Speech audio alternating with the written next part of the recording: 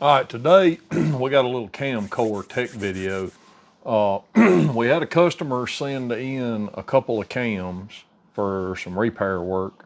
Both cams are three-piece cores with everywhere gear on the back, and so they both have hurt gears. But one cam is a brand new.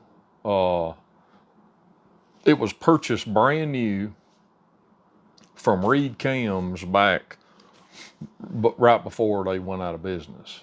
So the customer said that, they put the cam in and it made it, I don't know, it didn't have just very, very little run time and it hurt a lobe. So they sent it in to fix the distributor gear and to regrind it to take care of the bad lobe. We welded it up and regrind it. So when the cam got here, I looked at it and it looked like it had already been reground. And I'll show you in a minute. We'll look at it and I'll show you how we concluded that. So I talked to the customer. He's like, no, it's not a regrind. He said, I bought it brand new straight from the cam company. And he said, we got the motor finished, put it in, and, it made it whatever, 5 miles, 10 miles, 3 passes, whatever it was, and hurt a lobe. And so one lobe is really bad. It's, you could tell the lifter, the wheel died, whatever happened, and it killed that lobe. But there's another lobe that's already got some pretty heavy tracking on the opening side of the cam. So once it got in here, it's still got, one in particular cam company always grinds off the core number, so you can't know which core they used. Uh, that's a red flag to me. But regardless, we always leave the core number on all the cams we grind. It's the core number's there. So um, we looked the core up in the catalog, and I'll show you. The catalog gives us the core specs and all that jazz. So I'll show you what core they used to make this cam and why it's the wrong core, and probably why we have all these problems. So let me spin you around, and then we'll go over all of this data. All right, so this is the cam in question. And you can see here, that's the hurt lobe. And obviously the trauma happened on the opening side more than we see on the closing side. And then this number one exhaust, focus, you can feel it and you can see it, but it's already dented in on the opening flank. And also you can see the cam was not centered in the block. So whatever reason, the cam needed to move back in the block, probably 30, 40, 50 thousandths to get centered on that lobe. And they're all even like that. So the lobe placement is in the right place. It's just the cam needed to move back in the block. All right, so let's look. So right here, if it'll focus, the core part number is 315-836. 315-836. So if we come over here to the core catalog, 315-836. So that cam is 280, 284, 450, 425, 110 plus 5 lobe separation. And then it gives us some more data: heel to toe, spool diameter, 8660 quench and temper, whatever wear gear. And it's a 4-7 swap.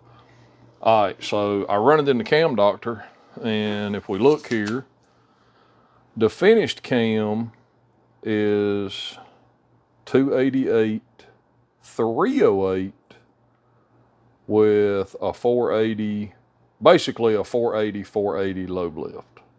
Now, The intake is not a problem, but the exhaust is a problem. And the problem is it's 24 degrees too big, and it's got what 55 thousandths more lift.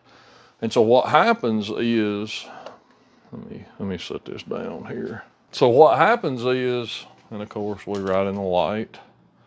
What happens is when you add lift, you have to reduce the base circle diameter, because the lobe height is fixed, because the lobe height cannot extend beyond the journal diameter. You couldn't put it in a motor. So engine, for all you perfectionists. So when the lobe lift increases, we just keep having to make that base circle smaller and smaller and smaller. And so what happens is what you see, the base circle gets down into the spool diameter. And so it tells us in the book, so the body diameter is 970. So if we just take,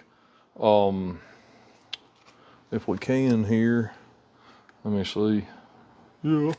So if we take the heel to toe, I measured it, and it's 1 in 425, and then we minus 478, which is the lobe lift. That gives us 947 as the base circle diameter. So the roughed in base circle diameter was 970. I'm sorry, the body diameter of the spool itself is 970. So we are, I mean, basically 23 thousandths below the body diameter, and the heel to toe, what was 1 in 525, and now it's 1 in 425, so it's 100 small than it was in a roughed in condition. And then the lobe separation on this core is 110. The lobe separation on this finish grind is 113.25. So we got all kind of stuff stacked up against us, and that is why. The other deal is I put it in the Rockwell tester and checked the hardness on the base circle, and the hardness was only 36, I think, 36 or 38. It was under 40. And that core new, I've checked a bunch of them, 8660 core will be 58. Some of them will be a little more than that, but 58's pretty standard.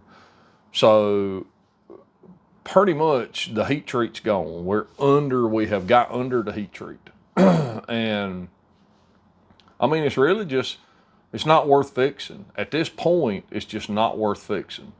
So it would cost, I mean, it will basically be cheaper just to buy a new core and just start over, because it's the wrong core. It's already been ground to death, and there's just no fixing it. So at this point, the moral of the story is, you know, when you buying cams, used cams and stuff, just be aware that if you see one that's ground down into the core like that, below the spool diameter, that's a problem, and it's probably not going to be any good. It might be, I mean, it could be, but it could not be. So, I mean, you don't want a bunch of garbage and create even more problems. So just be aware of that. And, you know, I just thought that would be, you know, an informative deal while it's sitting here in front of me. So just be aware, and we appreciate you. We'll see you on the next one. Thanks so much.